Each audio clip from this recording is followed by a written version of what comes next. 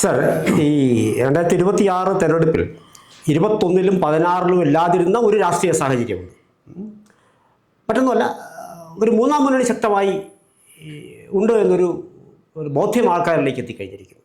അങ്ങനെയെങ്കിൽ കഴിഞ്ഞ തിരഞ്ഞെടുപ്പുകളിൽ BJP സ്ഥാനാർത്ഥികൾ ജയിക്കില്ല എന്ന് കണ്ട കുറച്ചധികം പേർ, ഫ്ലോട്ടിംഗ് വോട്ട്സോ എന്തെങ്കിലും ആയിക്കോട്ടെ, ആ ഒരു ശതമാനം ആൾക്കാർ ഇക്കുറി കഴിഞ്ഞ തവണ വരെ ഞങ്ങൾ BJP ജയിക്കില്ല എന്ന് വെച്ചാൽ ഒരുപക്ഷെ കോൺഗ്രസിനായിരിക്കും വോട്ട് ചെയ്തിട്ടുണ്ടാവുക, ഒരു ചെറിയ ശതമാനം ഒരുപക്ഷെ LDFിലും ചെയ്തിട്ടുണ്ടാവും.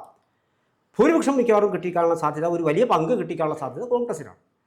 ഇക്കുറി BJPയുടെ വളർച്ച ഒരു മൂന്നാം മുന്നണി എന്നുള്ള തരത്തിൽ വരുന്ന സാഹചര്യത്തിൽ ആ വോട്ടുകൾ തിരികെ അല്ലെങ്കിൽ കോൺഗ്രസിന് നഷ്ടപ്പെട്ടാൽ ഉണ്ടാകാവുന്ന രാഷ്ട്രീയമായ മാറ്റങ്ങൾ എന്തൊക്കെയാണ്? അത് പൊതുവെ നമ്മളെ എല്ലാ രാഷ്ട്രീയ വിഷയങ്ങൾ ചർച്ച ചെയ്യുന്നവരും അനലൈസ് ചെയ്യുന്നത് ഈ സീറ്റുകളുടെ എണ്ണം തമ്മിലടിയൊക്കെ ചർച്ച ചെയ്യുമ്പോഴേ രാഷ്ട്രീയ കേരളത്തിൻ്റെ തീരുമാനം എങ്ങനെയാകും എന്നുള്ളതിന് നിർണായകമായ പല ഘടകങ്ങളും പലരും ചർച്ച ചെയ്ത് കാണുന്നില്ല. അതിൽ സാറ് ചോദിച്ചതിന് മുമ്പുള്ളൊരു ഘടകമുണ്ട്, അത് ഞാനൊന്ന് സൂചിപ്പിക്കാം. SIRൻ്റെ പേരിലുണ്ടായ ശുദ്ധീകരണം. ഈ ശുദ്ധീകരണം എന്ന് പറയുന്നത് ഏറ്റവും കൂടുതൽ പച്ച മലയാളത്തിൽ പറഞ്ഞാൽ കള്ളവോട്ടിൻ്റെ സാധ്യത ഉണ്ടായിരുന്നത് ഇടതുപക്ഷ വോട്ടുകൾക്കാണ്.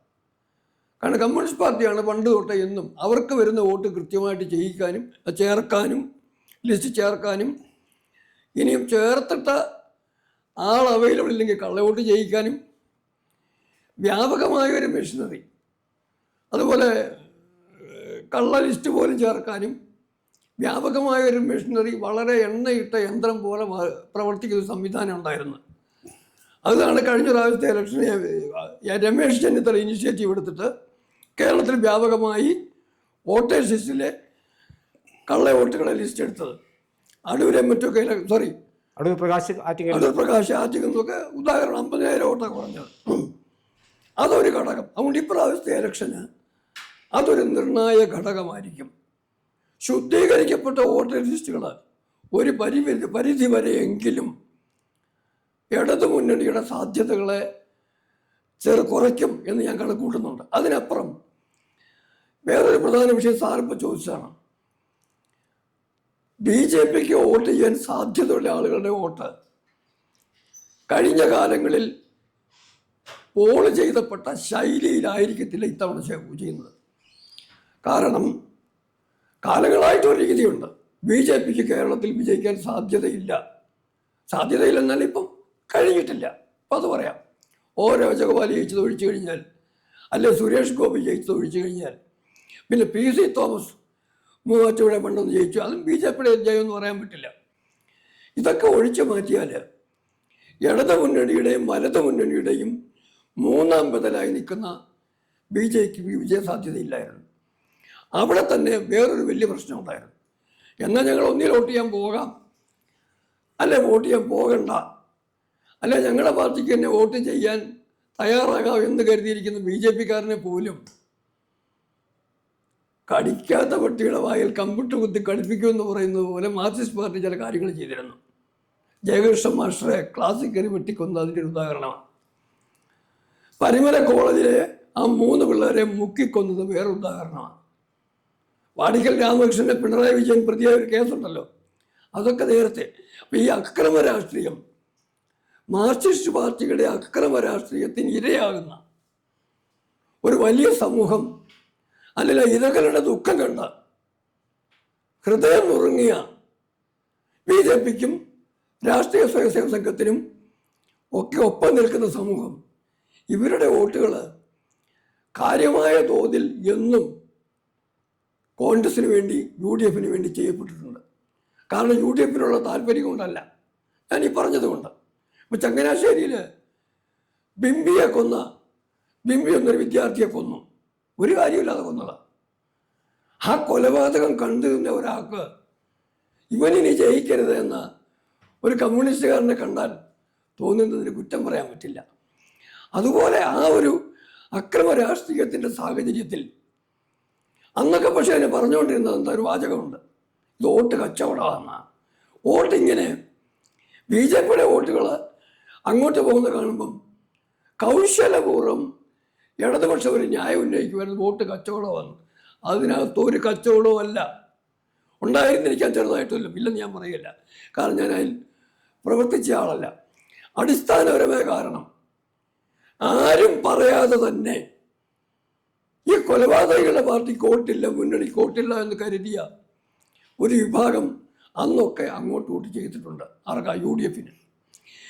ആ പ്രയോജനം അനുഭവിച്ചാണ് രമേശ് ചെന്നിത്തലയും പല KM മാണി ഉൾപ്പെടെയുള്ള കേരള കോൺഗ്രസ്സുകാരും മാവേലിക്കരയിലെ അങ്ങനെ നിരവധി മണ്ഡലങ്ങളിൽ ജയിച്ചിട്ടുള്ളൊരു പ്രധാന ഘടകം ഈ പറയുന്ന ഇടതുപക്ഷ വിരുദ്ധമായി, അതിൽ കമ്മ്യൂണിസ്റ്റ് വിരുദ്ധമായിട്ട് വോട്ട് ചെയ്യുന്ന ഇരകളാക്കപ്പെട്ട ഹൈന്ദവ സമൂഹത്തിൻ്റെ പ്രതിനിധികളുടെ, അല്ലെ ആ സമൂഹത്തിലെ അതിൽ വേദന തോന്നിയവരുടെ വോട്ട് ഇടതുപക്ഷത്തിനെതിരെ UDF-ന് അനുകൂലമായി വീണ സാഹചര്യത്തിലാണ് പല ഇലക്ഷനുകളും UDF-ന് മാർജിനലായിട്ട് അഡ്വാൻറ്റേജ് ഉണ്ടായത്. അത് കുറഞ്ഞു തുടങ്ങി, BJP സ്വന്തമായിട്ട് വോട്ട് പിടിക്കാൻ തുടങ്ങി, ഇലക്ഷൻ ജയിക്കുന്നില്ലേ പോലും നിർണായക ശക്തിയാകാൻ തുടങ്ങി. സ്വാഭാവികമായും LDF-ഉം UDF-ഉം തമ്മിലുള്ള മാർജിനും കുറഞ്ഞു. ആ മാർജിൻ കുറഞ്ഞ സാഹചര്യമാണ് ഏതാണ്ട് 2011 ശേഷമുള്ള 16 ഇലക്ഷന് പ്രത്യേകിച്ചും നമ്മൾ കണ്ടത്. അത് ഇന്ന് വന്നിരിക്കുന്ന സാഹചര്യം എന്ന് പറയുന്നത് BJP കേരളത്തിൽ 10-നും 15-നും ഇടയ്ക്ക് സീറ്റ് പിടിക്കാൻ സാധ്യതയുണ്ട്. ഇല്ലാത്തടത്ത് പോലും ഇനിയും ഈ രണ്ട് കൂട്ടർക്ക് വോട്ട് ചെയ്യേണ്ട ആവശ്യമില്ല. തന്നെയല്ല, വേറൊരു കാര്യം കൂടി എടുത്ത് ഞാൻ പറയുക. VD സതീശനെ പോലെയുള്ള ഒരു സ്വയം പ്രഖ്യാപിത ഹിന്ദു വിരോധിക്ക് രാവിലെ ഉച്ചയ്ക്കും വൈകുന്നേരം ഹിന്ദു വിരോധം രാഷ്ട്രീയ ആയുധമായി പ്രയോഗിക്കുന്ന രാഹുൽ ഗാന്ധിയുടെയും പ്രിയങ്ക ഗാന്ധിയുടെയും ഏറ്റവും പ്രിയപ്പെട്ട അനുചരനായ KC വേണുഗോപാലിനോ വോട്ട് കൊടുത്ത് എന്തിനാണ് ഹിന്ദു വിരോധ പക്ഷത്തെ വിജയിപ്പിക്കേണ്ടതെന്ന് കരുതുന്നൊരു കൂട്ടർ മറുപക്ഷത്തെ ഇടതുപക്ഷത്തെ ചെയ്യാൻ പറ്റില്ല, ചെയ്യത്തുമില്ല. അതുകൊണ്ട് ജയിക്കുന്ന മണ്ഡലങ്ങളിൽ കൃത്യമായിട്ടും BJP അല്ലെ NDA സ്ഥാനാർത്ഥികൾക്ക് തോക്കുന്ന മണ്ഡലങ്ങളിലും എന്ത് സംഭവിച്ചാലും കുഴപ്പമില്ല, എൻ്റെ വോട്ട് എൻ്റെ രാഷ്ട്രീയ പ്രസ്ഥാനത്തിന് BJPക്ക് അല്ലെങ്കിൽ NDAക്ക് എന്ന് കരുതുന്നൊരു വലിയ ജനവിഭാഗം ഉള്ളതുകൊണ്ട് ആ വോട്ട് UDF-ന് കിട്ടാതെ വരികയും BJP സമ്പാദിക്കുകയും ചെയ്യുന്നത് സ്വാഭാവികമായും LDF-ന് ലക്ഷ്യം വെച്ച ഫലമല്ലെങ്കിൽ പോലും അത് പരോക്ഷമായിട്ട് LDF-ന് സഹായകരമായി മാറാനുള്ള സാധ്യതയുണ്ടെന്നാണ് എൻ്റെ ഒരു വിലയിരുത്തൽ. അതായത് സാറ് പിന്നെ ഇതിനകത്ത് ചെറിയ അഭിപ്രായത്തെ ശരിക്കുണ്ട്, നല്ലൊരു അഭിപ്രായത്തെ സാറെത്തിക്കുന്നുണ്ട്. കാരണം കേരളം പിന്നെ ഈ അക്രമ രാഷ്ട്രീയത്തിൻ്റെ കുത്തകപ്പാട്ടം മുഴുവൻ എടുത്ത് പിന്നെ LDF-ൻ്റെ തലയിൽ ചാർത്തുന്നതിനോട് വ്യക്തിപരമായി എനിക്ക് യോജിപ്പില്ല. കാരണം ഒരു സംഘടന മാത്രം വിചാരിച്ചു കഴിഞ്ഞാൽ കേരളത്തിൽ അക്രമം ഉണ്ടാക്കാൻ സാധ്യമല്ല. സ്വാഭാവികമായിട്ടും നിലനിൽപ്പിൻ്റെ രാഷ്ട്രീയം എല്ലാവരും കളിച്ചിട്ടുണ്ടാവും. LDF അതിൽ നിന്നൊട്ടും പിന്നാക്കാമെന്ന് ഞാൻ പറയുന്നില്ല. പക്ഷേ ഒറ്റയ്ക്ക് അവർ മാത്രം പേരേണ്ടുന്ന ഒരു ഉത്തരവാദിത്തമല്ല, അവിടെ നിൽക്കട്ടെ. പക്ഷേ എങ്കിൽ കൂടിയും സാറാ പറഞ്ഞതിനകത്തൊരു പൊളിറ്റിക്സ് ഉണ്ട്. കാരണം എന്ന് പറയുന്നത് LDF-ൻ്റെ ഒരു പക്ഷേ ഇത്തരത്തിലുള്ള കടുംപിടുത്തങ്ങൾ അക്രമ രാഷ്ട്രീയത്തെ ഇഷ്ടപ്പെടാത്ത ഒരു വിഭാഗം വോട്ട് BJP ജയിക്കില്ല എന്നുകൂടി കണ്ടിരുന്ന ഒരു കാലത്തിൽ അത് UDF-ന് അനുകൂലമായി പോവുകയും ആ വോട്ട്, അതാണ് സാർ പറഞ്ഞു വന്നത് എൻ്റെ ഒരു അത് ഇക്കുറി ഈ ഒരു മനംമാറ്റത്തിൻ്റെ പാതയിലാണ് ആ ആൾക്കാരെങ്കിൽ, ആ വോട്ടേഴ്സെങ്കിൽ ആ വോട്ട് ഇക്കുറി BJPക്ക് പെട്ടി വന്ന് വീഴുകയും ഒരുപക്ഷെ അവിടെ BJP ജയിക്കാതിരിക്കുന്ന മണ്ഡലങ്ങളിൽ അത് LDF-ന് അനുകൂലമായി വരികയും ചെയ്യുമെന്നുള്ളതാണ്. അപ്പം അങ്ങനെയെങ്കിൽ അത് LDF-ന് സ്വാഭാവികമായിട്ടും കുറച്ചുകൂടി ആക്കം നൽകുന്ന ഒരു രാഷ്ട്രീയ സാഹചര്യത്തിലല്ലേ അപ്പോൾ അതെ LDF-നുണ്ടാകുന്ന വലിയ വീഴ്ചയിൽ നിന്ന് ഇടതുവർഗീയ മുന്നണിക്കുണ്ടാകാവുന്ന ആ ഏറ്റവും അഗാധതയുള്ള വീഴ്ചയിൽ നിന്ന് ലേശം ഉയരത്തിലേക്ക്, അതായത് അല്ലെങ്കിൽ ഒരു 40 സീറ്റ് കിട്ടുന്നിടത്ത് 45 വരെ പോകാം എന്ന് പറയുന്ന തരത്തിൽ ഒരു മാറ്റം. പിന്നെ അങ്ങനെ ഒരു കാര്യം പറഞ്ഞൊരു കാര്യമാണ്, അങ്ങനെ പറഞ്ഞെങ്കിലും അതിന് മറുപടി പറയാതിരിക്കാൻ പറ്റില്ല. വാടിക്കൽ രാമകൃഷ്ണനെ കൊന്നിട്ട് ഈ കൊലപാതകത്തിൻ്റെ രാഷ്ട്രീയം ആരംഭിച്ചത് പിണറായി വിജയൻ കൂടെ പ്രതിയായിരുന്നൊരു സംഘമാണ് കേരളത്തിലെ ആദ്യത്തെ രാഷ്ട്രീയ കൊലപാതകം. അതേ സംഘം തന്നെ കേരള കോൺഗ്രസ്സുകാരനെ, കുട്ടനാട്ടിൽ കേരള കോൺഗ്രസ്സുകാരനുമായിട്ട് സംഘട്ടനം, മുസ്ലിം ലീഗുമായിട്ട് സംഘട്ടനം, കോൺഗ്രസുമായിട്ട് സംഘട്ടനം. എന്തിനേറെ പറയണം സാറേ, ഇടതും വലതും പിരിഞ്ഞു കഴിഞ്ഞപ്പം വലത് കമ്മ്യൂണിസ്റ്റ് പാർട്ടി ആയി പോയെന്ന് പറഞ്ഞ് വൈക്കത്തും പറ്റിയൊക്കെ ഇടതും വലതും കൂടെയുള്ള സംഘടനം. ഞാൻ ജീവിച്ച ചങ്ങനാശ്ശേരി ഇത്തിത്താനം കൊലപാതകത്തിലേക്ക് എത്തിയില്ലെങ്കിൽ പോലും ഒരു കൊലപാതകത്തെ വേണമെങ്കിൽ അങ്ങനെ പറയാം. എങ്കിലും നിത്യവും സംഘർഷമായിരുന്നു. ആരാ അവിടെ? കോൺഗ്രസ് ഇല്ല അന്ന്, ഇപ്പം ബി ജെ പി ആണ്, അന്ന് ബി ജെ പി ഇല്ല. ഇടതും വലതും സംഘടനമാണ്, ഇല്ലാതാക്കലാണ്, ഉന്മൂലനം ചെയ്യലാണ് രാഷ്ട്രീയ പ്രത്യയശാസ്ത്രത്തിന്റെ. നമുക്ക് അതിനോട് ഒരു കാരണവശാലും യോജിപ്പില്ല. അത് ഞാൻ പറയാം. അപ്പൊ അതുകൊണ്ട് രാഷ്ട്രീയം എന്ന് പറയുന്നത് യോജിപ്പില്ല. നേരെ മറിച്ച് RSSും BJPയും വന്നു കഴിഞ്ഞപ്പോൾ ഒരു കാര്യം ഉണ്ടായി. അങ്ങനെ അങ്ങ് നിന്നു കൊടുക്കുകയില്ല. ഈ സിറ്റിംഗ് ഡക്ക് എന്ന് പറയുന്ന പോലെ കൊല്ലാൻ വരുന്നതിനുണ്ട് ഇരുന്ന് കൊടുക്കുകയില്ല എന്നൊരു സമൂഹം തിരിച്ചു പറഞ്ഞപ്പോഴാണ് സംഘടന തിരിച്ചും ഉണ്ടാകാൻ സാഹചര്യം വന്നത്.